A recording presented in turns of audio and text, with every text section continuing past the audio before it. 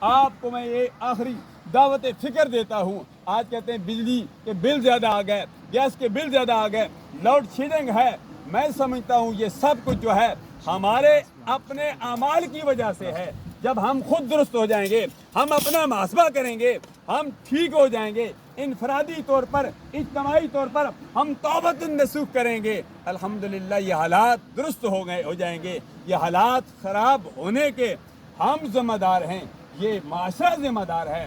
معاشرے کے ہر فرد کو, ہر بچے کو, ہر بچی کو, ہر ہماری ماں بہن کو یہ چاہیے کہ وہ انفرادی طور پر اور اجتماعی طور پر بھی توبہ کریں. آج کی اس تقریب میں یہ آپ کو دعوت فکر دیتا ہوں, رات کو سویا کرو, جب صبح اٹھا کرو. روح کی دو قسمیں ہوتی ہیں. جب بندہ صبح اٹھتا ہے, ایک روح جب واپس آ جاتی ہے, تو جب صبح اٹھتا ہے رب کو یاد کرتا ہے, ایک گرہ کھل جاتی ہے, شیطان 3 گرہیں لگا دیتا ہے.